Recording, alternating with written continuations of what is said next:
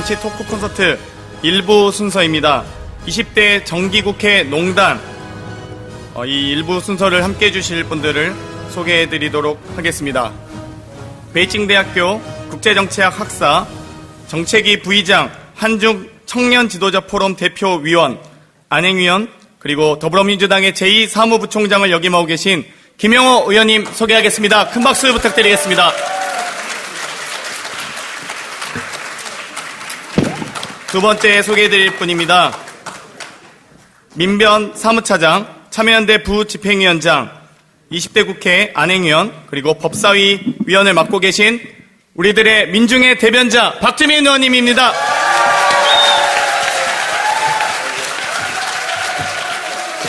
네, 다음 분입니다. 정말 우리 잘생겼다고 생각합니다. 저도. 네.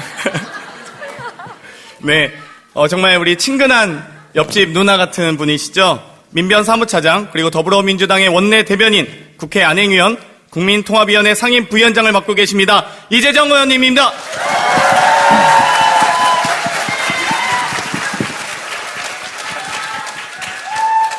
네, 정말 이분의 촌철살인 덕분에 정말 후련하게 가슴이 뻥 뚫리는 그런 시간들이 많았습니다.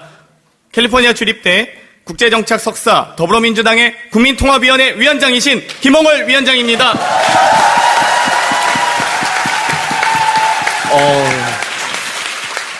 흐뭇한 미소를 짓고 계신데요. 바로 이제 사회자이신 김영호 의원님께 마이크 넘기도록 하겠습니다. 네, 반갑습니다. 안녕하세요. 반갑습니다. 네. 저도 국민의 대변자입니다, 저도. 박주민 의원님뿐만 아니라 이제 우리 모두가 우리 국민들의 목소리를 이제 대변하는 이제 정치인들인데요. 더불어민주당 공식, 서울시당 공식 팟캐스트 고품격 용기 있는 방송. 네, 서당캐 방송을 지금부터 공개 방송으로 시작하겠습니다. 박수 한번 보내주세요. 네. 그냥 이제 앉아서 하겠습니다. 네, 오늘 서울시당 제12차 신입당원 아카데미 정치 토크 콘서트의 하이라이트라고 할 수 있습니다. 이 전에는 뭐 보니까 막 동그란 판 돌리고 무슨 야바위처럼 네, 막 상품 주고 우리는 상품은 없습니다. 상품 없는데 정말 우리 신입당원분들이 함께 해주시니까 정말 든든한 것 같아요. 저희 당을 접수하러 들어오신 거 맞죠? 네.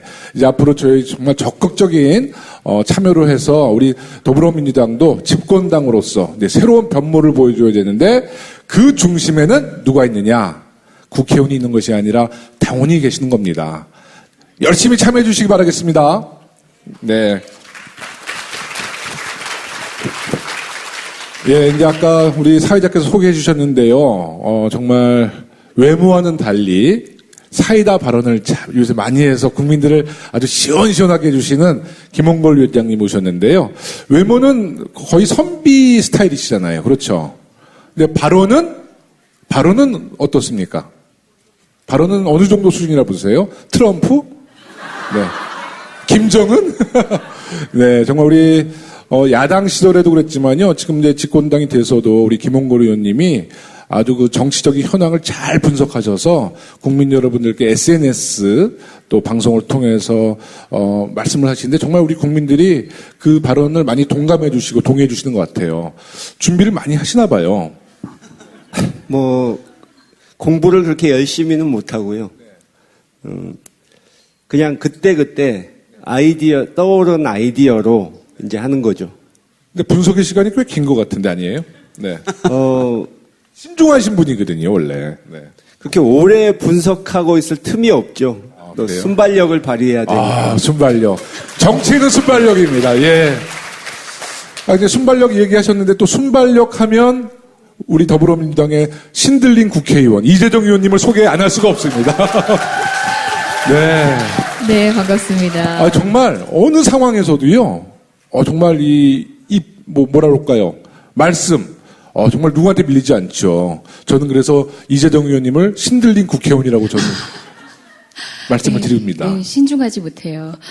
그렇지 않습니다. 심지어 내 입이 무슨 얘기를 하고 있는지 나도 몰라요. 저도 귀로 들어요.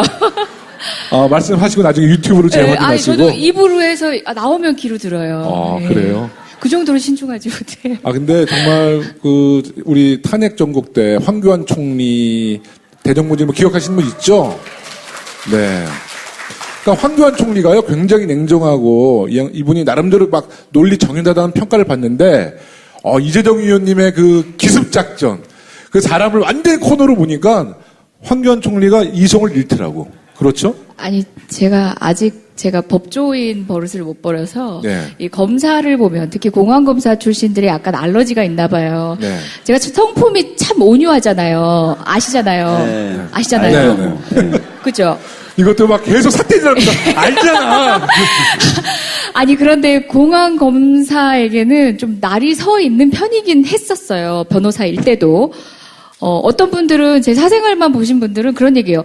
재정이 네가 법정에 가가지고 어떻게 변호를 할지 난 상상이 안 돼. 거기 가서도 이쁜 척만 하고 있는 거 아니냐고 이렇게 얘기를 하는데 사실 특히 검찰에는 좀 단호할 뿐만 아니라 기수가 어린 변호사라는 것을 무시하고 바라보는 검사한테는 결코 지지 않았어요. 근데 황교안 총리가 전 총리감은 아니라고 생각하거든요. 그분이 좀 더 발전을 하셔야죠. 아니, 어떻게 총리감이에요? 국민을 재단하던 사람이 그런 복잡한 갈등 양상들을 조절하고 이해관계를 조절하는 역할을 해요? 그러니까 자꾸 나와서 국민을 심판하고 있잖아요. 그래서 제가 조금 약간의 사감, 사실상 뭐 사감이라고 하기는 어려운 감정이긴 하지만 그 상황들이 저도 예측 못했던 상황인데 1년이 조금만 더 있으면 1년이 돼가는데 아직도 그 얘기를 하는 거 보면 저는 1년 동안 무슨 의정활동을 했나 빨리 이 얘기를 불식시킬 또 다른 의정활동을 통해서 마무리하겠습니다. 우리 이재정 의원님, 네. 우리 이재정 의원님도 좀 이따 할 이야기가 참 많고요. 근데 대본에 이분을 소개할 때 이렇게 써 있네요. 그거 말고도 굉장히 많으셨는데. 네, 많은데 네. 지금 얘기를 다 할 수 없어요. 네. 주발, 박주발, 뭐, 더불어민주당의 입법 프린스. 야, 이거 누가 대본 쓴 거야? 네? 네, 우리. 프린스는 빼주세요. 네, 저도 강력하게 문제 제기하는 거예요. 아니, 네. 근데 입법 프린스는 자칭이 아니라요. 네. 제가 어떤 토론회 갔더니 거기서 붙여준 별명이에요. 이 대본을 미리 입수했었죠. 왜냐면 어저께 네? 만났을 때는 머리 스타일이 왕자 같지 않았거든. 근데 지금 보니까 프린스 맞네. 그건 아니고요. 네. 낮에 결혼식에 갔다 올 일이 있어가지고 네. 조금 신경 썼습니다. 예. 본인 결혼식 사진 좀 한번 공개해 보세요. 오늘 같이 예쁘지 않을 것 같은데. 저는 결혼식을 안 했습니다. 정말요? 예, 혼인 신고만 하고 살고 있어요.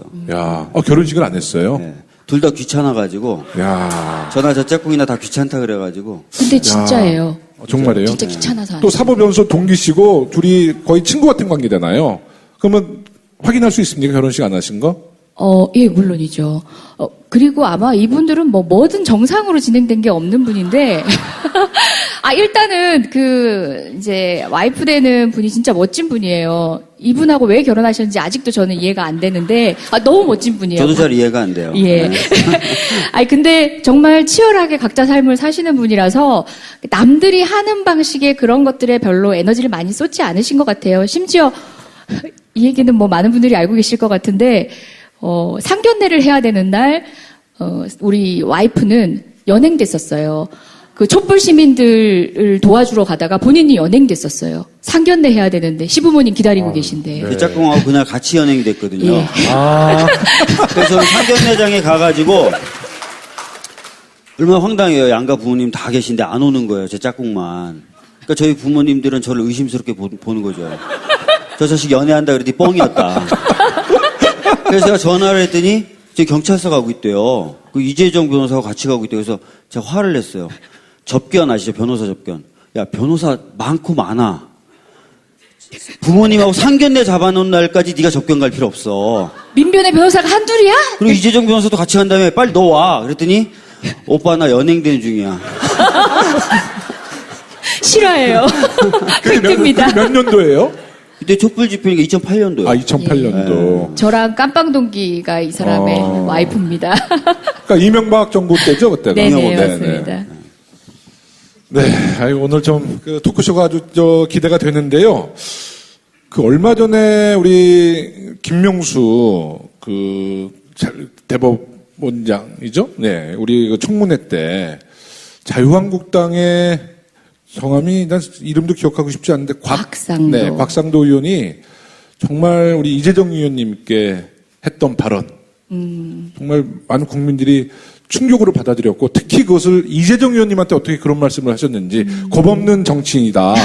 네, 곽상도. 그때 발언의 내용이 그 뭐였습니까? 발언 자체가 저는 오히려 그 발언은 그냥 경과 과정에서 있었던 일이고 저희가 문제 제기는 할 수 있는 일이지만 더 주목해야 될 사건은 따로 있다고 보는데 네네. 발언 자체만 얘기하자면은 무식한 게 자랑이냐라는 얘기예요. 진짜 제가 무식한 사람한테 부족했죠. 그런 얘기를 하지 않고 말이야. 아니, 제가 많이 네. 더 배워야 될 것 같은데.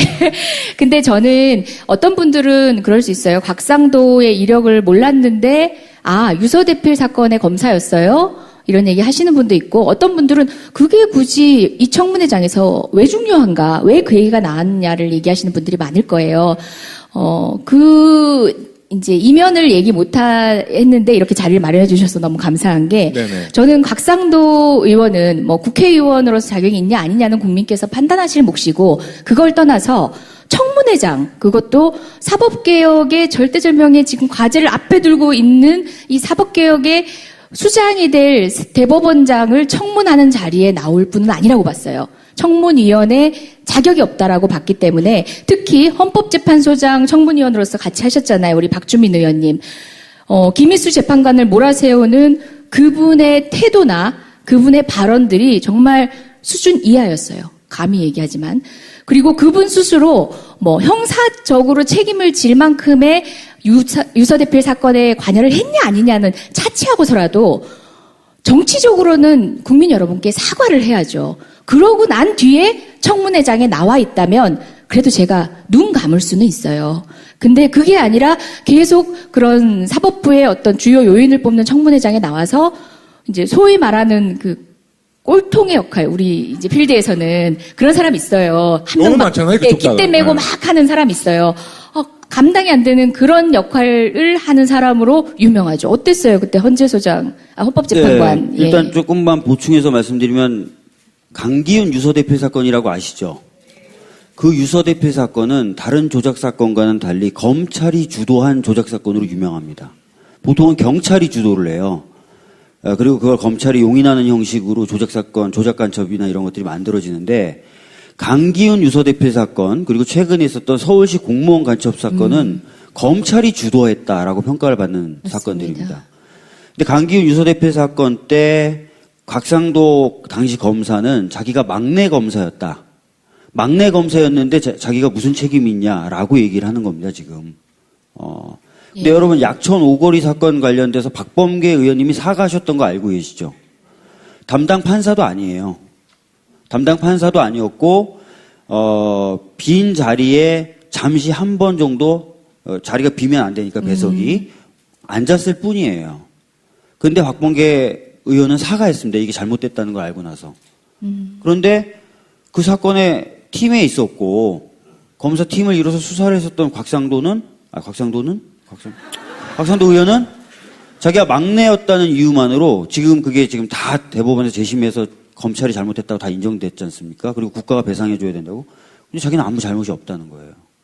그런 상황이라는 거. 그 상황에서 이제 제가 사실상 과거의 일들이 모두 해결된 것 같지만 피해자는 여전히 고통받고 있는 사건들이 많거든요. 유서대필 사건도 대표적으로 그런 사건이고 사법부가 뭐 수장들이 과거의 어떤 잘못된 판결들을 반성하기도 하고 이번에 문무일 촌장님도 이 사건을 이야기하면서 반성을 했지만 피해자의 피해 회복을 위한 그 책임 당사자들의 사과도 무엇보다 중요합니다. 아직도 완결된 것들이 아니에요. 게다가 우리 강기훈 씨는 지금 투병 중입니다.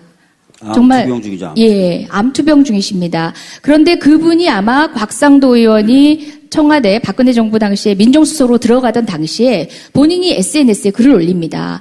곽상도가 나는 한 달만 관여한 막내 검사였다 하니까 아니다. 나는 그 사람을 기억한다. 그 사람이 잠 안 재우는 담당이었다라고 피해자가 얘기를 합니다. 그런 피해자의 진술과 언론 보도가 있는데 제가 그걸 참조해서 이야기를 했는데 저보고 이제 허위 사실을 얘기하고 있고 뭘 잘 알고 얘기해라 하면서 무식한 건 자랑이 아니다라고 얘기를 한 거죠. 뭐 그 뒤에 얘기는 사실 뭐 사소한 얘기일 수도 있는데 소위 말하는 온마이크로 그러니까 우리 공식 석상에서 회의 석상에서는 이런 얘기들을 하는 건 굉장히 예의에 어긋나는 거고, 이제 통내에도 잘 없는 일이에요. 근데 무식한 게 자랑이냐는 얘기를 자기 감정을 못 감추고 한 거죠. 그것 때문에 이제 우리 당 전원이 지금, 징계 요구를 했는데, 사실상 중요한 건 무식하다라는 얘기를 유식한 이재정한테 했다가 중요한 게 아니라, 그런 과거를 가진 채 국민께 아직 어떤 반성도 하지 않은 채 계속 우리 사법개혁을 가로막는 그런 역할을 자처했다는 것 자체가 핵심입니다. 그러니까 본인은 정치검사 출신이면서 거기에 대해서 사과 안 하면서 김명수 대법원장이 마치 정치적으로 편향된 것처럼 계속 공격을 하는 거예요. 그게 말이 안 되잖아요. 그죠? 그리고 곽상도 의원은 이제 김희수 헌재 재판관 때는 어땠냐면 김희수 재판관의 판결 중에 더불어민주당과 방향이 비슷한 판결들만 골라와가지고 몇 개를 소개하면서 이 판결들이 더불어민주당의 정책 방향과 같으니까 당신은 더불어민주당을 추종하는 사람이다라고 얘기를 한 거예요. 그때 제가 발언했던 거 기억나세요? 그 영상 보셨어요? 사형제 봤어요. 폐지 찬성하십니까? 찬성하니까 그러면 더불어민주당이 아니라 저를 추종하시네요. 제가 그랬던 거 기억나세요? 진짜 보기 드물게 위트 있던 영상이었던 다른 것들은 다 빼놓고 딱 더불어민주당하고 같은 방향의 그 판결한 것만 골라와가지고 그걸 반복적으로 물어보는 거예요. 너는 그래서 더불어민주당을 추종한다. 넌 더불어민주당을 추종한다. 그러니까 굉장히 어떻게 보면은 말이 안 되는 예전에 공안검사가 넌 이미 간첩이야라고 해놓고 나서 너 그러니까 간첩이잖아. 너 간첩이잖아. 너 대한민국에 불만 없어? 불만 있지? 그러니까 너 간첩이야. 계속 이런 식으로 하는 그 공안검사의 예전의 수사 방법대로 하는 모습들을 봤었고 또 곽상도 의원은 제가 김희수 헌재 소장 청문위원으로 들어오니까 저를 빼야 된다고 저를 제척시켜야 된다고 주장했어요. 왜 그러냐 그랬더니 제가 헌법소원 사건을 많이 제기했었대요. 변호사 때. 그 변호사 때 헌법소원 제기 안 하고 그러면 뭐 돈 버는 사건만 하는 사람들만 청문위원으로 자격이 있습니까? 그건 아니잖아요. 그죠? 예. 여러분이 조금 이제 저희 더불어민주당 의원들 혼내주셔도 돼요. 왜냐하면 예전에 세월호 관련해서 특위가 꾸려지던 당시에도 김현 의원, 진선미 의원을 빼라고 얘기했었어요. 결국 빠졌던 기억 나시죠? 그리고 이번에 헌법재판소 재판관님 청문회 하면서 박주민 빼라 그러고. 근데 우리는 곽상도 빼라는 얘기를 왜 못했을까요? 저희 잘못이라고 봐요. 빠졌어야죠. 공안검사 얘기를 하셔서 제가 한마디만 보태겠습니다. 며칠 전에 제가 좀 어이없는 얘기를 전해 들었는데요. 이 군사 관계, 이런 요즘 이제 북핵 문제 때문에 어떤 군사 전문가 한 분을 만나서 얘기를 하다가, 상당히 의외의 어이없는 얘기를 들었는데 어떤 얘기냐 하면, 예전에 자기가 이 경찰에서 어떤 대공 용의자를 잡아가지고 신문을 하는데 도와달라고 그래서 거길 간 적이 있다. 근데 그 사람이 무슨 짓을 했는가 했더니 북한에서 이제 미사일을 유도하는 그런 첨단 장비를 구해야 되는데 북한에다가는 그거를 팔지를 않으니까 이 남쪽의 어떤 사업가를 포섭해가지고 그 사람한테 구해달라고 해가지고 그렇게 한 것을 경찰에서 그때 우연히 국정원보다 더 먼저 포착을 해서 자기네들이 체포했다. 해서 그거를 이제 재판으로 넘기려고 한다고 하면서 도움을 청했다는 겁니다. 근데 그 사람이 결국 재판에서 무죄로 풀려났어요. 근데 어떻게 해서 무죄가 나올 수 있었느냐? 경찰에서는 그 수사한 경찰관들 잘했다고 표창까지 주고 진급까지 시켜줬는데 무죄가 나왔는데 어떻게 나왔느냐? 그 담당한 변호사가 전직 공안검사인데 그 당시에 이제 전관예우를 받아서 상당히 거액을 긁어 모으고 있을 그런 때였기 때문에 그게 통해서 그 사람이 무죄를 받았다는 겁니다. 그러니까 그 공안검사니 이런 거 하는 사람들이 자기들이 북한의 위협으로부터 우리나라를 보호하고 있다느니 뭐 안보는 역시 보수라느니 이런 주장이 얼마나 공허한 것인지 알 수 있습니다. 그 검사가 누군지는 제가 나중에 좀 자료를 더 받아본 후에 밝히려고 하는데요. 힌트 하나 드리자면 우리 이재정 의원님을 아주 싫어하는 사람입니다. 근데 딱 나왔네요, 누군지. 아니 근데 저를 좋아하는 전직 보안검사가 검사가 이것도 없는데. 이재정 의원님 싫어하는 사람이 제가 보기엔 한두 분이 아닌 것 같아서 결정적인 증거는 안 될 것 같습니다. 근데 주로 이제 다 사법연수원 고시를 패스하셨는데요. 정말 사법연수원 고시 공부한 분들이 두뇌도 좋고 하여튼 공부를 잘하시는 분들이잖아요. 근데 이상하게 자유한국당 검찰 출신들의 국회의원들은 이 많은 것 같아요. 전부는 아닌데. 그러니까 이렇게 누구라고 이러면 안 되지만 몇 명 있잖아요. 네. 왜 그래요, 근데? 근데 두 분은 검찰 출신이 아니라서 그런데, 연수원 들어갈 땐 다 비슷한 분위기에 들어갔다가, 이제 판사님도 되시고, 이제 검사도 되잖아요.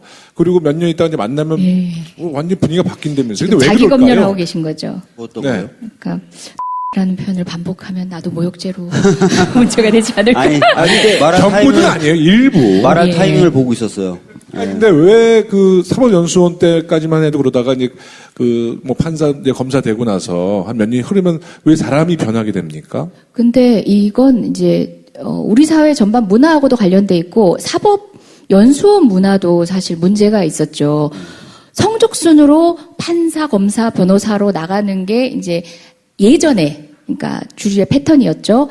근데 사실상 예전에는 검판사 그다음에 변호사의 성적이 큰 차이가 없었어요. 최근에 많이 뽑아지면서 성적 차가 있긴 하겠지만 그래도 자기 진로를 자기 나름의 개성대로 선택한 사람들이 많음에도 불구하고 사법연수원 문화는 성적으로 판사, 검사, 변호사 한다라는 생각이 딱 그 척도가 머릿속에 있는 거예요. 그러니까 어때 보이겠어요? 나는 사법연수원에서 한 몇십 등 안에 들어가지고 판사했는데 제 변호사 하는 거 보니까 쟤는 몇 등 바뀌었겠구나. 그 기준으로만 사람을 보는 사람들이 있어요. 그리고 그 안에서도. 네. 제조와 제야라고 해서 그렇게 검판사를 한 사람과 변호사를 좀 나눠보는 그런 시각들도 있는데 박주민 변호사나 저 같은 경우는 처음부터 변호사가 하고 싶었던 사람이에요. 그랬죠? 네. 성적 때문에 변호사 하신 거예요? 아니. 왜 근데 이렇게 사람이 자신 없어 해? 아니. 갑자기 자신 없어 하는데? 예. 저희가 아마 1년 마쳤을 때, 이제 보통 성적 되게 좋은 사람들 로펌에서 많이 뽑아가거든요. 그런 사람들은 이제 미리 진로를 결정했다고 하는데, 저희 줄을 보면서 사법연수원 교수님들이 이제 너희들은 진로를 결정했다고 이미 얘기는 하시긴 했어요. 좋은 로펌에 가는 게 아니라, 너희들 변호사 하려고 작정했구나, 이런 취지인데, 농담이에요. 공부 좀 했어요. 그렇게 안 한 건 아니에요. 뒤에 좀 있으시죠? 공부는 거의 못했고요. 박주민님 신발을 신어주세요. 네. 아무리 거지가 국회의원이 신발을 벗고 해. 근데 방송을. 제가 좀 말씀을 드리면 제가 생각했을 때 두 가지 때문인 것 같아요. 하나는 최고 규범을 뭐로 삼느냐에 달린 문제인 것 같아요. 그러니까 최고 규범이라고 하는 것은 사실상 가장 근간이 되고 가장 우위에 두어야 되는 규범과 법인데 그게 꼭 헌법은 아니에요. 왜냐하면은 실제로 우리나라는 90년대 초반까지 국가보안법이 최고 규범이었다고 평가를 받는 나라였어요. 헌법은 장식품이었다고 평가받는 나라였습니다. 근데 대부분의 공안검사란 분들은 사고 구조가 그래요. 헌법이 머리에 없고요. 국가보안법이 머리에 계세요. 보안법. 네. 네, 이게 최고 규범이에요. 그래서 여러분 헌법을 배우면 가장 먼저 배우는 것 중에 하나가 북한의 이중적 지위에 대해서 배워요. 북한은 전쟁을 대비해야 될 적이기도 하지만 동시에 대화와 통일을 해야 될 상대방이기도 하다. 그래서 대화와 통일을 해야 될 상대방인 북한과는 끊임없이 대화를 시도해야 된다. 전쟁엔 대비하면서 우린 또 평화 통일을 해야 되니까 전쟁을 하는 게 아니라 전쟁을 해올 걸 대비는 하면서 계속 대화를 해야 된다가 헌법에서 규정한 북한에 대한 지위예요. 이중적 지위.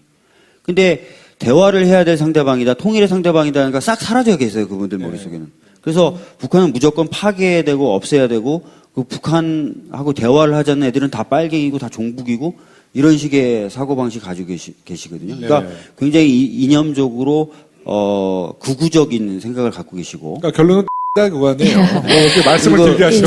두 번째는 이분들이 이제 검찰 아까 말씀 성적 순대로 가요. 이분들은 계속 자기네들은 제일 잘 나가는 사람이 되고 싶어요. 그러니까 성적을 높이 받아서 판사나 검사를 가요. 그다음에 검사에 가면은 30대가 돼서 검사에 가도 50대, 60대 분들이 영감님 이렇게 합니다. 처음에는 그게 어색하대요. 왜 나같이 젊은 사람한테 자꾸 영감님이라고 그러고 자기가 자리에 앉기 전에 사람들이 다 일어서고 물 다 따라주고 뭐 왜 이러지? 근데 그러다가 거기에 젖어든대요. 그러면서 그걸 즐기게 된대요. 근데 그걸 즐기다가 어느새 알게 된대요. 이건 내가 잘나서가 아니라 내가 갖고 있는 검사라는 자리 때문이구나. 그럼 이 자리를 더 강하게, 더 남들이 존경받게 만들어야 되겠구나. 그래서 소위 말하는 가문의 영광을 위해서 봉사하기 시작한다는 거예요. 그리고 그 가문에서 이왕이면 더 큰아들이 되고 싶어 한다는 거죠. 그러니까 이념적으로도 극우적인 데다가 그런 조직에 완전히 물들어 버리니까 그러다가 나오신 분들 눈에 뭐가 보이겠어요? 아무것도 안 보여요. 네. 뭐 다 절대 다수는 아니겠지만 제가 그 말씀 드리려고 했어. 묵묵히 또 자기 역할을 하면서 그 시간을 견뎌오신 분들도 있어요. 잘라내기 위해서 검찰 조직에서 무던히 노력했는데도 끝까지 옷 벗지 않고 나 같은 사람이 문제 제기를 한 번이라도 한 적이 있으면 검찰 조직에서 잘라내고 싶어 하거든요. 그분들이 나 같은 사람이 이렇게 쓰러지는 걸 후배한테 보여주면 이 친구들도 검찰이 돼서 어떻게 살아야 되는지를 본인이 절망적으로 배우게 될 것 같아서 자기는 끝까지 이 모욕을 당하면서도 못 나가겠다고 하신 몇몇 검사님들이 계세요. 이제 이명박 박근혜 정부 가운데서 그런 분들 묵묵히 자기 자리 지키면서 이제 내부로부터의 개혁을 위해서 지금도 목소리 내시고 노력하시는 분들도 있어요. 아니 근데 99%의 검사는 정말 훌륭하시고요. 1%의 정치 검사가 있어요. 1%의 정치 검사. 맞습니다. 우리 네. 지금 이번에 대법원장 인준 가운데서도 봤지만 그 검찰 출신이었던 그리고 법조계 출신이었던 그 자유한국당의 의원님들이 뭐 계속 얘기했어요. 경력 적다고 얘기하고 기수 얘기했잖아요. 연수원 기수. 바로 그게 그분들의 사고방식이었던 거예요. 30년 넘게 재판을 하고 국민을 바라봤던 사람의 경력이 얼마나 멋지고 화려해 보이는지 우리 눈에는 보이는데 그분들 눈에는 그 기준으로 안 보였던 거죠. 그리고 김명수 대법원장 지금 인준 얘기를 했으니까는요. 정말 그날 기억나시죠? 저희 당도 총동원됐지만 그 모래알 같은 조직인 자유한국당도 총동원이 되더라고요. 네. 거기가 모래알 같거든요, 요새요. 홍준표 대표가 너무 잘하시잖아요, 요새. 그래서 저는 지방선거까지는 홍준표 체계가 강화됐으면 좋겠어요. 네. 근데 그때 정말 긴장된 순간인데 아쉽게도 우리가 김인수 우리 후보님은 지켜드리지 못했어요. 그때 국민의당의 역할은 어떻다고 보세요? 그러니까 김인수 후보님과 김명수 후보님 우리가 사실 두 번 다 우리 협치의 정치를 주장하면서 국민의당과 협치를 기대했었는데 한 번은 실패했던 거로 나왔고요. 한 번은 이제 성공을 했잖아요. 우리 국민의당 전문 정치인 김홍걸 의원님, 안철수 저도 한 말씀 듣겠습니다. 전문 평론가, 네, 김홍걸 박사님. 네. 글쎄요, 국민의당 사정은 뭐 오히려 국회에서 자주 마주치시는 이 의원님들이 더 잘하실 것 같은데 지금은 사실 그 당 내부에서도 이 분위기를 종잡을 수가 없는 것 같아요. 왜냐하면 그 박지원 대표께서 19일쯤인가요? 그때 글을 올렸지 않습니까? 그 대통령이 해외 나가기 전에 그 좀 야당 대표들한테 전화도 하고 뭐 이랬으면 좋지 않았겠느냐 하면서 나무라는 투로 좀 그렇게 협치를 하지. 그런데 그때 이미 안철수 대표하고는 통화가 됐던 것 아닙니까? 그럼요, 네. 근데 모르고 있었던 거죠. 그러니까 이렇게 모래알처럼 그 당은 각자 따로 움직이고, 네. 어떻게 하면 나만 살아남을 수 있을까. 그 생각이 앞서고 있고, 네. 또 안철수 대표도 지난번에 이제 김희수 헌법재판소장 부결됐을 때 굉장히 비난을 많이 받지 않았습니까? 네. 국민의당도. 네. 근데 그것을 마치 자랑인 것처럼, 국민의당이 해냈다, 뭐 네. 이러고. 우리가 결정하면 다 된다 이거잖아요. 예. 그죠? 네. 이번에도 또 통과가 되니까 국민의당이 만들어낸 대법원장이다. 뭐 이런 식으로. 네. 그러니까 근데 의총에서는 분명히 부정적으로 얘기했다고 그렇죠. 제가 들었는데 정작 되고 나니까 국민의당이 만들었다 이렇게. 예. 또 뭐 그 사전에 의견을 좀 내달라, 찬성이냐 반대냐 이렇게 요구가 들어오니까 뭐 알아서 해라 하면서 자기는 아무 생각이 없다는 식으로 이렇게 하다가 결과가 나온 다음에 아 우리가 해냈다. 근데 그분이 좀 그런 성향이 갑자기 나온 게 아닙니다. 옛날에는 자기가 한국의 스티브 잡스라고 그랬다가 또 뭐 미국의 그 샌더스 상원의원이 인기가 올라가니까 내가 한국의 샌더스다. 또 근데 요즘은 또 프랑스에서 그 마크롱 대통령이 갑자기 돌풍을 일으키면서 당선이 되니까 내가 또 한국의 마크롱이라고 했는데 그 프랑스 대통령 인기가 요즘 폭락하고 있더라고요. 근데 그래서 아마 또 새로운 롤 모델을 또 찾지 않을까. 예, 금방 바뀔 것 같습니다. 정말 안철수 대표 전문가죠? 네.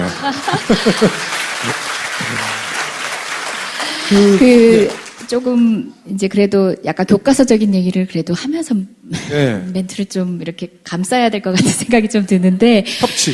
예. 아까 뭐 말씀하셨다시피 우리 대통령께서도 직접 전화를 하셨고 추미애 대표님도 기왕의 발언이 사실 우리 국민들한테, 우리 지지자들한테는 시원한 발언이었잖아요. 정말 하고 싶었던 발언이었는데도 불구하고 그게 이제 감정적으로 협치의 상대방인 국민의당을 자극한 것이라면 본인이 이제 유감 의사도 표시하고 또 협조도 당부하는 방식으로 또 노력을 하셨거든요. 쉽지 않으셨을 거예요. 그리고 우원식 원내대표도 이번이 마지막이라는 정말 그런 각오로 각 의원실을 찾아다니면서 하셨고 우리 당 의원님들도 이제 개별로 또 상임위별로 해서 노력들을 많이 하셨고 뭐 어느 당이 전적으로 온 게 아니라 그 가운데서 합리적으로 이성적으로 소통했던 분들이 대거 개별적 투표를 많이 해주신 것 같아요. 이거는 비단 뭐 국민의당에게 우리가 전체적으로 이제 감사의 인사표시를 하는 대외적 메시지는 했지만 비단 국민의당만이 아니라 자유한국당 의원님들도 많이 도와주셨어요. 사실 바른정당 말고요? 바른정당도 마찬가지고 심지어 자유한국당 의원님 몇 분도 찬성을 하신 분들이 있어요. 그랬을 때, 이제 그랬다고 봤을 때 어느 당의 역할이 아니라 앞으로의 협치도, 다각적으로 할 수밖에 없지 않나. 하지만 또 국민의당이 더불어민주당하고 있었던 과거를 생각한다면 또 너무 감정적으로 대응하지 말고 개별 의원들의 의견은 근데 필요하다고 봐요. 정치가 원래 그렇잖아요. 갈등이잖아요. 김원곤 갈등이고 의원님이 조정이고. 감정적으로 아까 얘기했잖아요. 아니, 그런 거 아니고. 네. 아니, 정말 사회를 하기 하기. 정확히 분석하신 거죠. 그럼요. 그러니까 여러 당의 도움이 있었다. 예. 국민의당만의 도움은 아니다. 그렇죠. 그리고 참고로 제가 하태경 의원님 마크맨이었어요. 굉장히 어려운 상대인데. 굉장히 어려운 상대가 아무도 하태경 의원님을 맡겠다고 생각 안 했을 거예요. 근데 의외로 쉽지 않았어요. 근데 제가 전화를 하니까 김명수 안 하다. 내 마음엔 안 하다. 자꾸 그러세요. 그래서 괜찮은 분이다 막 했는데 결국은 찍으셨더라고요. 그래요? 예. 김명수 자기가 찍었다고 그렇게 얘기를 하더라고요. 아니 일찌감치 본인 의견을 좀 밝히고 다니셨던 걸로 알고 있었는데. 아니 안 하다는. 그러면은 우리 박주민 의원님이 설득하신 건가요? 제가 설득한 건 아닌 것 같고 안 하다는데 뭔가 닿게 한 것 같아요. 예. 네. 예. 향후에도 우리가 협치라는 게 사실 목표는 돼선 안 되잖아요. 협치는 수단이에요.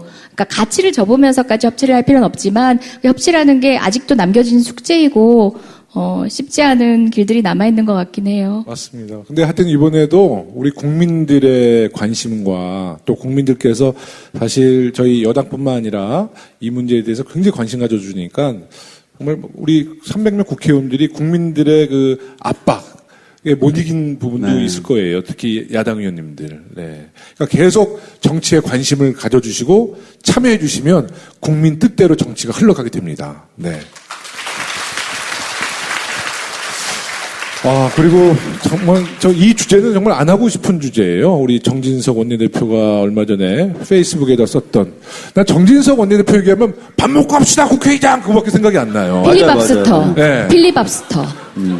네? 근데 계속 등치도 좀 작은 사람이 그러는데 3만 사람이 의장한테 밥 먹고 해요 막 계속 그러잖아. 네. 안 드셔도 될 것 같은데 뭐. 그분, 정말 안 먹어도 될 분 같은데, 그분이 이번에 이제 페이스북에 이제 노무현 대통령에 대한 정말 입에 담을 수 없는 이야기를 했거든요. 정진석 전 원내대표의 전문 평론가 우리 김홍걸 박사님께 여쭤보겠습니다. 왜 그런 짓을 했을까요? 글쎄요. 근데 그분 뭐 원내대표 물러나신 후에 한동안 조용히 있었는데 존재감을 부각하기 위해서. 관심 받고 싶어서 그러는 건지. 근데 딱 그분 한 사람만 얘기할 것이 아니고 그쪽 당은 꾸준히 뭐 대표부터 시작해서 뭐 이번에 이 극우단체, 친박단체 사람들을 뭐 디지털 소통위원회까지도 이렇게 끌어들이고 완전히 극우 막말 정당으로 가기로 작정을 했기 때문에 정진석 의원도 그냥 당의 노선을 따르는 것이 아닌가 그런 생각이 들고 오히려 저는 그 사람들이 정신 차리고 이 점잖게 행동할까봐 걱정이 돼요. 그래서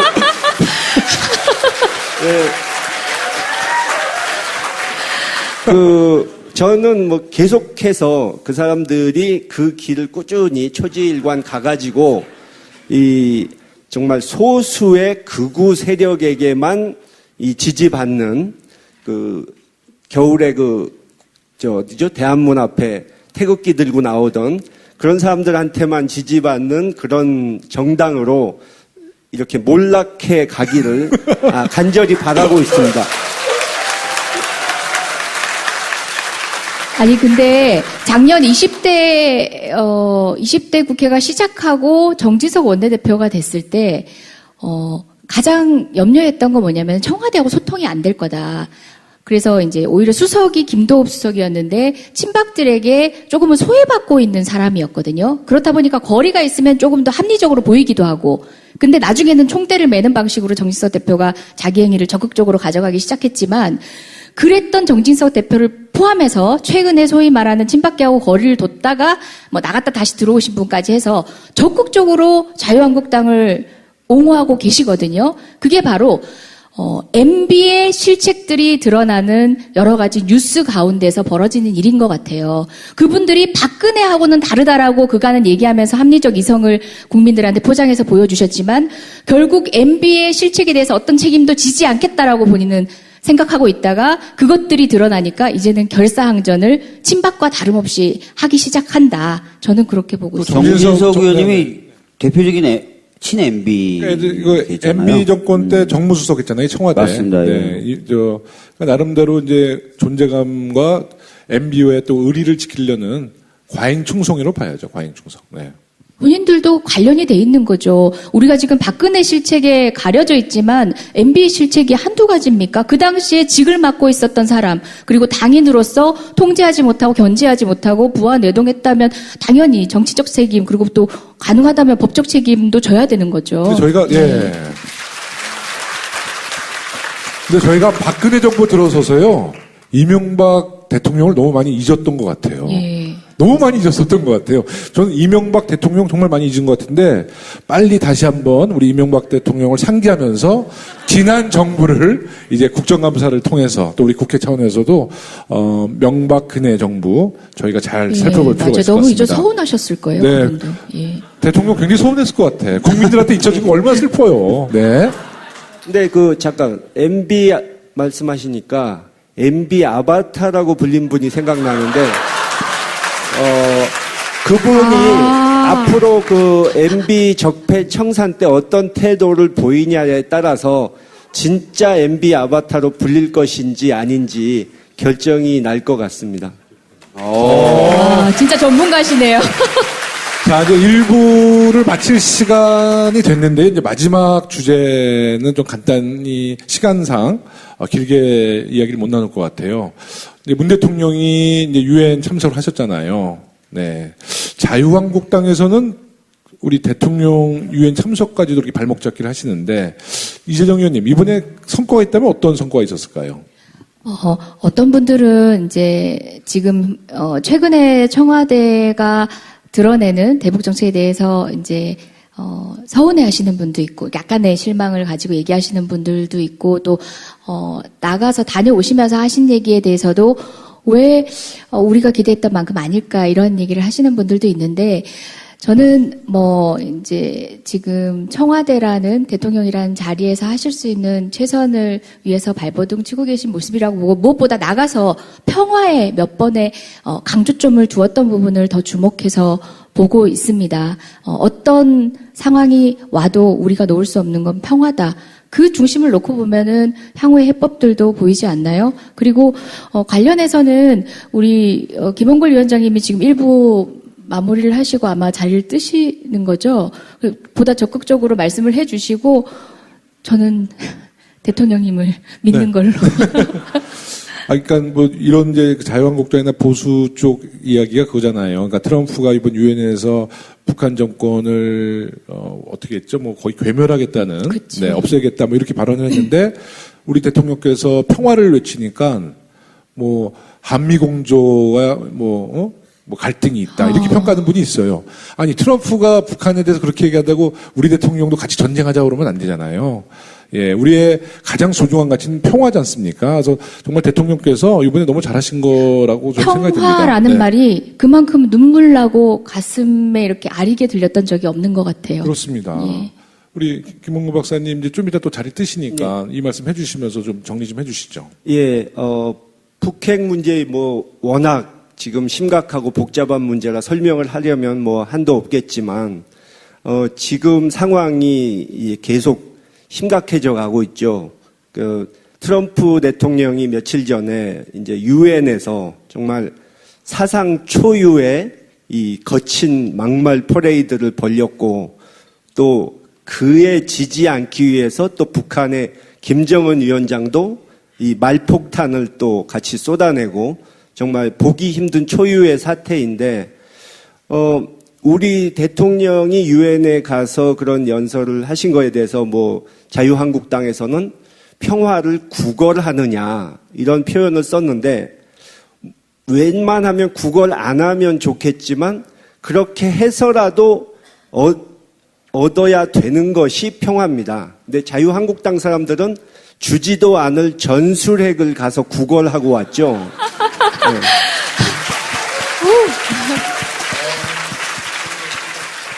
근데 제가 참 이번에 얼마 전에 중국을 다녀왔는데 이제 북한 관련된 이런 정보도 들어보고 한중 관계 현황도 좀 파악하기 위해서 다녀왔는데 참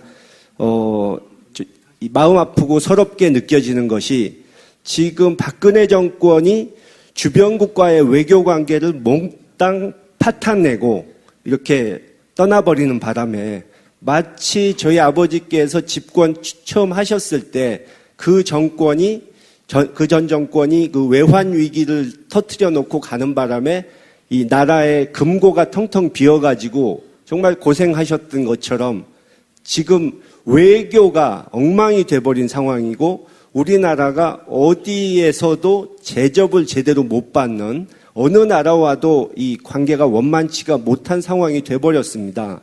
근데 외교가 튼튼해서 주변 국가에서 우리를 믿어주고 밀어줘야 우리가 주도적으로 한반도의 평화를 가져올 수가 있습니다. 이 중국만 해도 제가 가서 보니까 여러분들이 들으셨을 텐데 롯데마트 같은데 막 그 불시에 쳐들어와서 단속을 하고 아주 굉장히 혼이 났다고 하지 않습니까? 근데 거꾸로 요 며칠 전에 신문에 북한 식당에 대해서도 중국 당국이 제재를 한다 이러는데, 북한 식당에 대해서는 중국 공안에서 미리 전화해서 우리가 정부 방침 때문에 어쩔 수 없이 단속 가야 되는데 양해하라고 미리 사전에 얘기해주고 단속을 간다고 합니다. 근데 중국이 북한보다 우리가 더 미워서, 북한이 더 센 존재라서 그러는 게 아닙니다.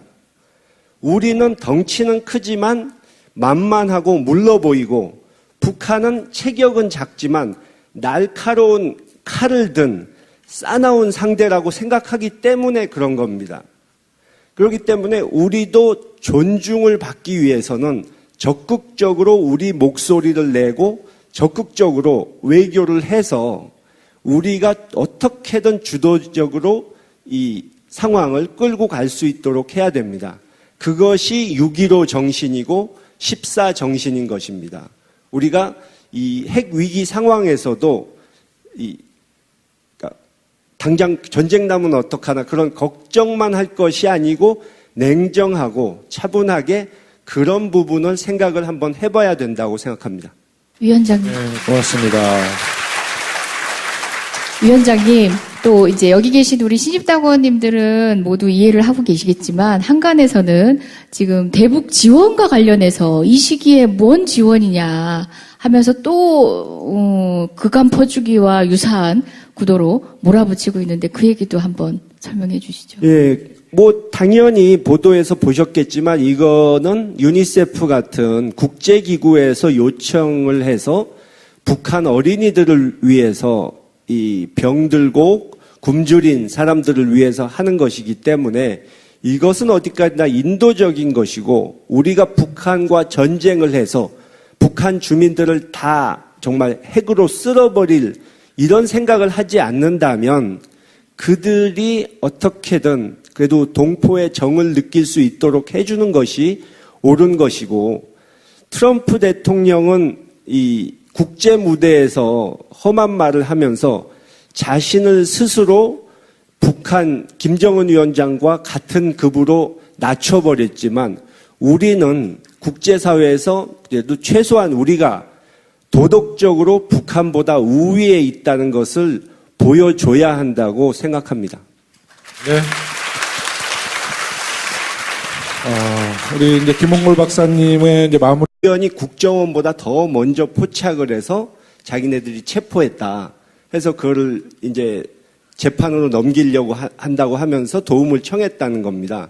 근데 그 사람이 결국 재판에서 무죄로 풀려났어요. 근데 어떻게 해서 무죄가 나올 수 있었느냐?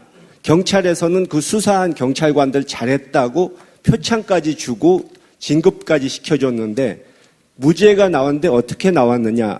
그 담당한 변호사가 전직 공안 검사인데 그 당시에 이제 전관예우를 받아서 상당히 거액을 긁어 모으고 있을 그런 때였기 때문에 그게 통해서 그 사람이 무죄를 받았다는 겁니다. 그러니까 그 공안검사니 이런 거 하는 사람들이 자기들이 북한의 위협으로부터 우리나라를 보호하고 있다느니 뭐 안보는 역시 보수라느니 이런 주장이 얼마나 공허한 것인지 알 수 있습니다. 그 검사가 누군지는 제가 나중에 좀 자료를 더 받아본 후에 밝히려고 하는데요. 힌트 하나 드리자면 우리 이재정 의원님을 아주 싫어하는 사람입니다. 근데 딱 나왔네요, 누군지. 아니 근데 저를 좋아하는 전직 공항 검사가 이것도 없는데. 이재정 의원님 싫어하는 사람이 제가 보기엔 한두 분이 아닌 것 같아서 결정적인 증거는 안 될 것 같습니다. 근데 주로 이제 다 사법연수원 고시를 패스하셨는데요. 정말 그 사법연수원 고시 공부한 분들이 두뇌도 좋고 하여튼 공부를 잘하시는 분들이잖아요. 근데 이상하게 자유한국당 검찰 출신들의 국회의원들은 이 많은 것 같아요. 전부는 아닌데. 네. 그러니까 누구라고 이러면 안 되지만 몇 명 있잖아요. 네. 왜 그래요, 근데? 근데 두 분은 검찰 출신이 아니라서 그런데, 연수원 들어갈 땐 다 비슷한 분위기에 들어갔다가, 이제 판사님도 되시고, 이제 검사도 되잖아요. 그리고 몇 년 있다가 이제 만나면, 완전 분위기가 바뀐다면서요. 근데 왜 자기 그럴까요? 검열하고 계신 거죠. 어떤 네. 거요? 그러니까 라는 표현을 반복하면 나도 모욕죄로 문제가 되지 않을까. 아니, 근데 전부는 아니에요, 일부. 말할 예. 타이밍을 보고 있었어요. 근데 왜 사법연수원 때까지만 해도 그러다가 이제 판사, 이제 검사 되고 나서 한 몇 년이 흐르면 왜 사람이 변하게 됩니까? 근데 이건 이제 우리 사회 전반 문화하고도 관련돼 있고 사법 연수원 문화도 사실 문제가 있었죠.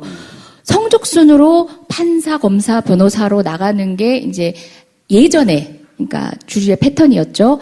근데 사실상 예전에는 검판사 그다음에 변호사의 성적이 큰 차이가 없었어요. 최근에 많이 뽑아지면서 성적 차가 있긴 하겠지만 그래도 자기 진로를 자기 자기 나름의 개성대로 선택한 사람들이 많음에도 불구하고 사법연수원 문화는 성적으로 판사, 검사, 변호사 한다라는 생각이 딱 그 척도가 머릿속에 있는 거예요.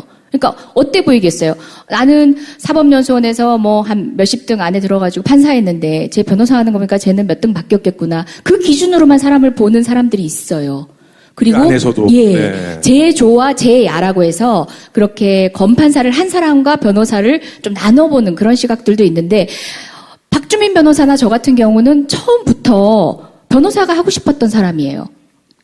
그랬죠? 네. 아, 성적 때문에 변호사 하신 거예요? 아니. 아니 왜 근데 이렇게 사람이 자신 없어 해? 아니. 갑자기 자신 없어 하는데? 예. 저희가 아마 1년 마쳤을 때, 이제 보통 성적 되게 좋은 사람들 로펌에서 많이 뽑아가거든요. 그런 사람들은 이제 미리 진로를 결정했다고 하는데, 저희 둘을 보면서 사법연수원 교수님들이 이제 너희들은 진로를 결정했다고 이미 얘기는 하시긴 했어요. 좋은 로펌에 가는 게 아니라, 너희들 변호사 하려고 작정했구나, 이런 취지인데, 농담이에요. 공부 좀 했어요. 그렇게 안 한 건 아니에요. 뒤에 좀 있으시죠? 공부는 거의 못했고요. 박주민님 신발을 신어주세요. 네. 아무리 거지 갖고 그러는데 신발을 벗고 해. 근데 방송을. 제가 좀 말씀을 드리면 제가 생각했을 때 두 가지 때문인 것 같아요. 하나는 최고 규범을 뭐로 삼느냐에 달린 문제인 것 같아요. 정말 누구한테 밀리지 않죠. 저는 그래서 이재정 의원님을 신들린 국회의원이라고 저는 말씀을 드립니다. 네, 신중하지 못해요. 그렇지 않습니다. 심지어 내 입이 무슨 얘기를 하고 있는지 나도 몰라요. 저도 귀로 들어요. 말씀하시고 나중에 유튜브로 네, 재확인하시고. 저도 입으로 해서 나오면 귀로 들어요. 네. 그래요? 그 정도로 신중하지 못해요. 근데 정말 우리 탄핵 전국 때 황교안 총리 대정부질 기억하시는 분 있죠? 네. 그러니까 황교안 총리가요 굉장히 냉정하고 이분이 나름대로 막 논리 정연하다는 평가를 받는데 이재정 의원님의 그 기습 작전 그 사람을 완전히 코너로 보니까 황교안 총리가 이성을 잃더라고. 그렇죠? 아니 제가 법조인 버릇을 못 버려서 네. 이 검사를 보면 특히 공안검사 출신들이 약간 알러지가 있나 봐요. 네. 제가 성품이 참 온유하잖아요. 아시잖아요. 네. 아시잖아요. 네. 그죠? 이것도 막 계속 삿대질합니다. 알잖아. 아니 그런데 공안검사에게는 좀 날이 서 있는 편이긴 했었어요. 변호사일 때도. 어떤 분들은 제 사생활만 보신 분들은 그런 얘기예요. 재정이 네가 법정에 가가지고 어떻게 변호를 할지 난 상상이 안 돼. 거기 가서도 이쁜 척만 하고 있는 거 아니냐고 이렇게 얘기를 하는데 사실 특히 검찰에는 좀 단호할 뿐만 아니라 기수가 어린 변호사라는 것을 무시하고 바라보는 검사한테는 결코 지지 않았어요. 근데 황교안 총리가 전 총리감은 아니라고 생각하거든요. 그분이 좀 더 발전을 하셔야죠. 아니 어떻게 총리감이에요. 국민을 재단하던 사람이 그런 복잡한 갈등 양상들을 조절하고 이해관계를 조절하는 역할을 해요? 그러니까 자꾸 나와서 국민을 심판하고 있잖아요. 그래서 제가 조금 약간의 사감, 사실상 뭐 사감이라고 하기는 어려운 감정이긴 하지만 그 상황들이 저도 예측 못했던 상황인데 1년이 조금만 더 있으면 1년이 돼가는데 아직도 그 얘기를 하는 거 보면 저는 1년 동안 무슨 의정활동을 했나 빨리 이 얘기를 불식시킬 또 다른 의정활동을 통해서 마무리하겠습니다. 우리 이재정 의원님, 네. 우리 이재정 의원님도 좀 이따 할 이야기가 참 많고요. 근데 대본에 이분을 소개할 때 이렇게 써 있네요. 그거 말고도 굉장히 많으셨는데. 네, 많은데 네. 지금 얘기를 다 할 수 없어요. 네. 주발 박주발, 뭐 더불어민주당의 입법 프린스. 야 이거 누가 대본 쓴 거야? 네, 네, 우리 프린스는 빼주세요. 네, 저도 강력하게 문제 제기하는 거예요. 아니 네. 근데 입법 프린스는 자칭이 아니라요. 네. 제가 어떤 토론회 갔더니 거기서 붙여준 별명이에요. 근데 이 대본을 미리 입수했었죠. 왜냐면 어저께 네? 만났을 때는 머리 스타일이 이렇게 왕자 같지 않았거든. 근데 지금 보니까 프린스 맞네. 그건 아니고요.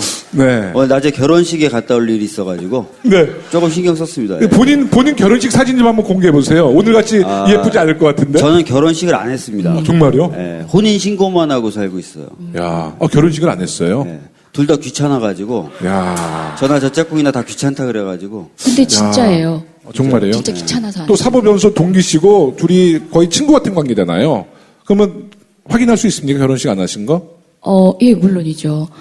그리고 아마 이분들은 뭐든 정상으로 진행된 게 없는 분인데, 일단은 이제 와이프 되는 분이 진짜 멋진 분이에요. 이분하고 왜 결혼하셨는지 아직도 저는 이해가 안 되는데, 너무 멋진 분이에요. 저도 잘 이해가 안 돼요. 예. 네. 근데 정말 치열하게 각자 삶을 사시는 분이라서 남들이 하는 방식의 그런 것들에 별로 에너지를 많이 쏟지 않으신 것 같아요. 심지어 이 얘기는 뭐 많은 분들이 알고 계실 것 같은데, 상견례를 해야 되는 날, 우리 와이프는 연행됐었어요. 그 촛불 시민들을 도와주러 가다가 본인이 연행됐었어요. 상견례 해야 되는데 시부모님 기다리고 계신데. 그 짝꿍하고 그날 같이 연행이 됐거든요. 예.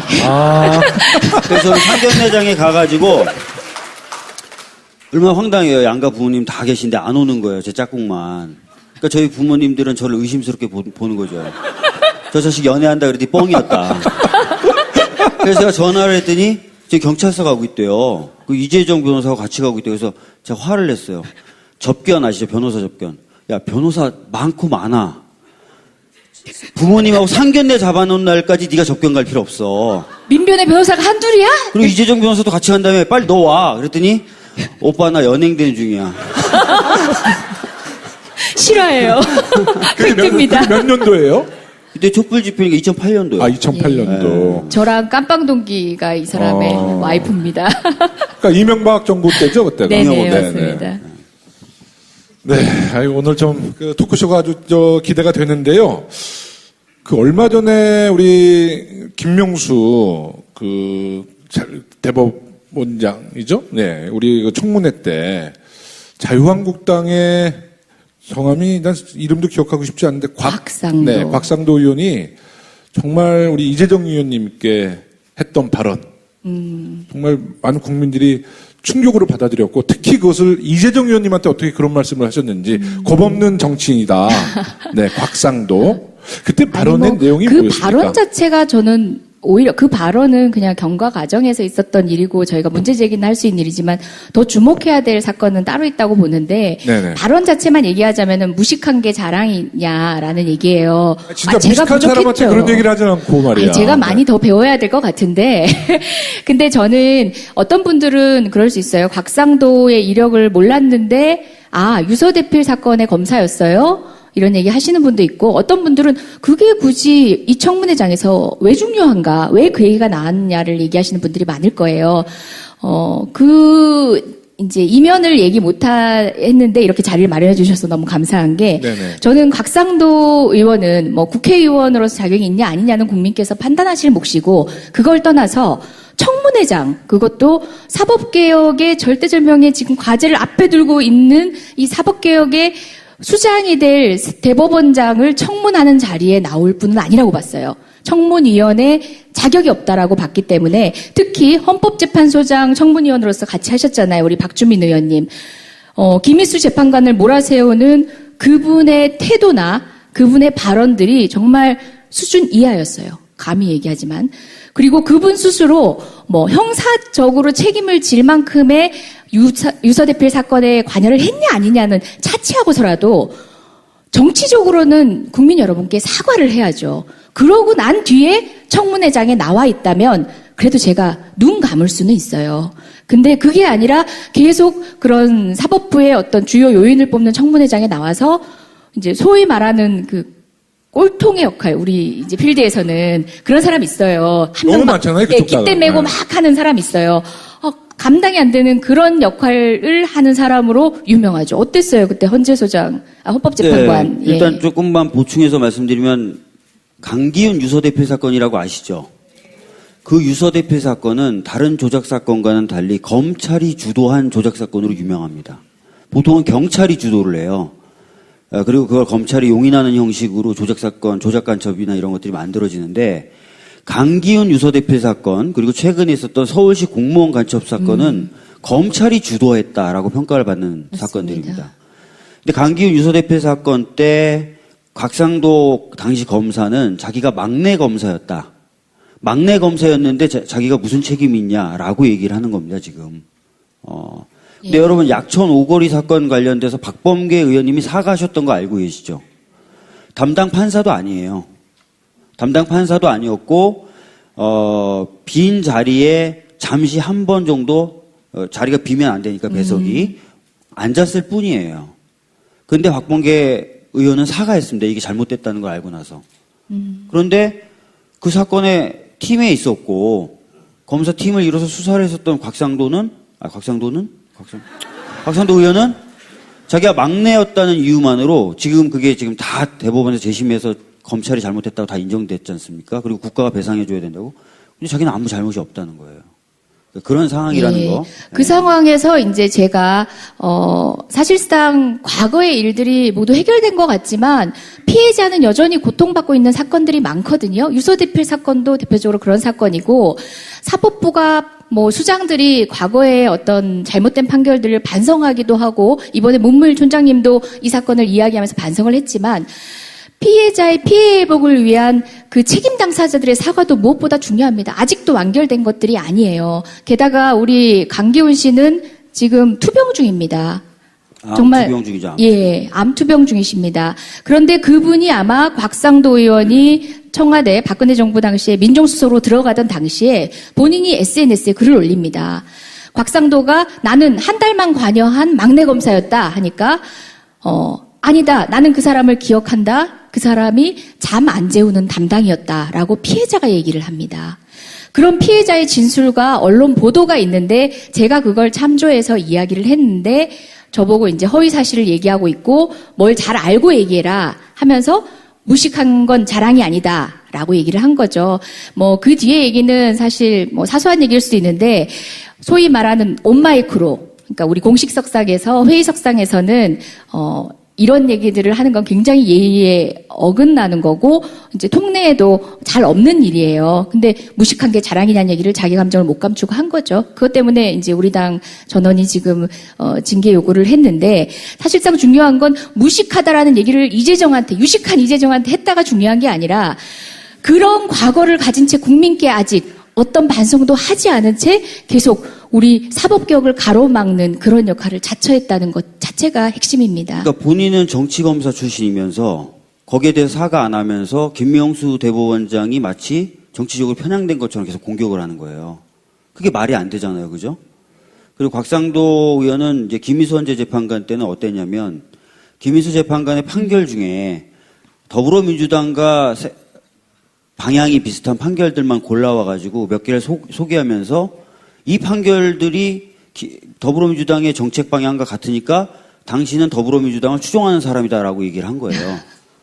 그때 제가 발언했던 거 기억나세요? 그 영상 보셨어요? 사형제 봤어요. 폐지 찬성하십니까? 찬성하니까 그러면 더불어민주당이 아니라 저를 추종하시네요. 제가 그랬던 거 기억나세요?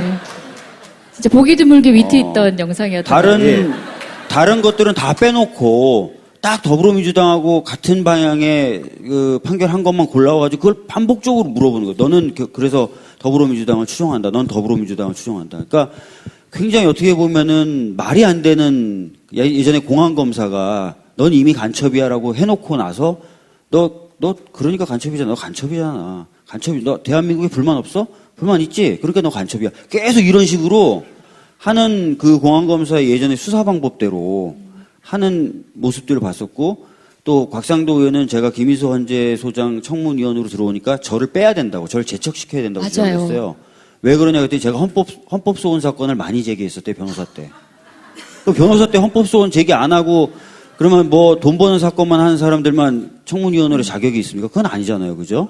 예. 여러분이 조금 이제 저희 더불어민주당 의원들 혼내주셔도 돼요. 왜냐하면 예전에 세월호 관련해서 특위가 꾸려지던 당시에도 김현 의원, 진선미 의원을 빼라고 얘기했었어요. 결국 빠졌던 기억 나시죠? 그리고 이번에 헌법재판소 재판관님 청문회 하면서 박주민 빼라 그러고. 근데 우리는 곽상도 빼라는 얘기를 왜 못했을까요? 저희 잘못이라고 봐요. 빠졌어야죠. 공안검사 얘기를 하셔서 제가 한마디만 보태겠습니다. 며칠 전에 제가 좀 어이없는 얘기를 전해 들었는데요. 이 군사 관계, 이런 요즘 이제 북핵 문제 때문에 어떤 군사 전문가 한 분을 만나서 얘기를 하다가, 상당히 의외의 어이없는 얘기를 들었는데 어떤 얘기냐 하면, 예전에 자기가 이 경찰에서 어떤 대공 용의자를 잡아가지고 신문을 하는데 도와달라고 그래서 거길 간 적이 있다. 근데 그 사람이 무슨 짓을 했는가 했더니 북한에서 이제 미사일을 유도하는 그런 첨단 장비를 구해야 되는데 북한에다가는 그거를 팔지를 않으니까 이 남쪽의 어떤 사업가를 포섭해가지고 그 사람한테 구해달라고 해가지고 그렇게 한 것을 경찰에서 그때 정치 토크 콘서트 1부 순서입니다. 20대 정기국회 농단 이 일부 순서를 함께 해주실 분들을 소개해드리도록 하겠습니다. 베이징대학교 국제정치학 학사 정책위 부의장 한중 청년 지도자 포럼 대표위원 안행위원 그리고 더불어민주당의 제2사무부총장을 역임하고 계신 김영호 의원님 소개하겠습니다. 큰 박수 부탁드리겠습니다. 두 번째 소개해드릴 분입니다. 민변 사무차장, 참여연대 부집행위원장, 20대 국회 안행위원, 그리고 법사위 위원을 맡고 계신 우리들의 민중의 대변자 박주민 의원님입니다.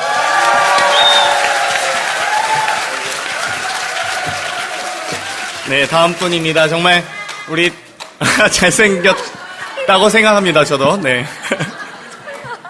네, 정말 우리 친근한 옆집 누나 같은 분이시죠. 민변 사무차장, 그리고 더불어민주당의 원내 대변인, 국회 안행위원, 국민통합위원회 상임 부위원장을 맡고 계십니다. 이재정 의원님입니다.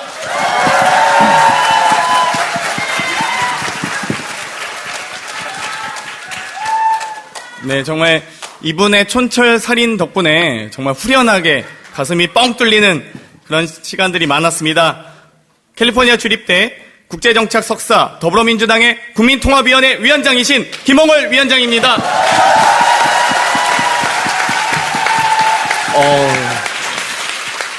흐뭇한 미소를 짓고 계신데요. 바로 이제 사회자이신 김영원님께 마이크 넘기도록 하겠습니다. 네, 반갑습니다. 안녕하세요. 반갑습니다. 네. 저도 국민의 대변자입니다, 저도. 박주민 의원님뿐만 아니라 이제 우리 모두가 우리 국민들의 목소리를 이제 대변하는 이제 정치인들인데요. 더불어민주당 서울시당 공식 팟캐스트 고품격 용기 있는 방송, 네, 서당캐 방송을 지금부터 공개 방송으로 시작하겠습니다. 박수 한번 보내주세요. 네. 그냥 이제 앉아서 하겠습니다. 네, 오늘 서울시당 제12차 신입당원 아카데미 정치 토크 콘서트의 하이라이트라고 할 수 있습니다. 이 전에는 뭐 보니까 막 동그란 판 돌리고 무슨 야바위처럼 네, 막 상품 주고 우리는 상품은 없습니다. 상품 없는데 정말 우리 신입당원분들이 함께해 주시니까 정말 든든한 것 같아요. 저희 당을 접수하러 들어오신 거 맞죠? 네. 이제 앞으로 저희 정말 적극적인 참여를 해서 우리 더불어민주당도 집권당으로서 이제 새로운 변모를 보여줘야 되는데 그 중심에는 누가 있느냐? 국회의원이 있는 것이 아니라 당원이 계시는 겁니다. 열심히 참여해 주시기 바라겠습니다. 네. 예, 이제 아까 우리 사회자께서 소개해 주셨는데요. 정말 외모와는 달리 사이다 발언을 요새 많이 해서 국민들을 아주 시원시원하게 해주시는 김홍걸 위원장님 오셨는데요. 외모는 거의 선비 스타일이시잖아요. 그렇죠? 근데 발언은 어떻습니까? 발언은 어느 정도 수준이라 보세요? 트럼프? 네. 김정은? 네, 정말 우리 야당 시절에도 그랬지만요. 지금 이제 집권당이 돼서도 우리 김홍걸 의원님이 아주 그 정치적인 현황을 잘 분석하셔서 국민 여러분들께 SNS 또 방송을 통해서 말씀을 하시는데 정말 우리 국민들이 그 발언을 많이 동감해 주시고 동의해 주시는 것 같아요. 준비를 많이 하시나 봐요. 뭐 공부를 그렇게 열심히는 못 하고요. 그냥 그때 떠오른 아이디어로 이제 하는 거죠. 근데 분석의 시간이 꽤 긴 것 같은데 아니에요? 네. 신중하신 분이거든요, 원래. 네. 그렇게 오래 분석하고 있을 틈이 없죠. 또 그래요? 순발력을 발휘해야 되니까. 순발력. 정치는 순발력입니다. 예. 이제 순발력 얘기하셨는데 또 순발력 하면 우리 더불어민주당의 신들린 국회의원 이재정 의원님을 소개 안 할 수가 없습니다. 네. 네, 반갑습니다. 정말 어느 상황에서도요. 정말 뭐라 그럴까요? 말씀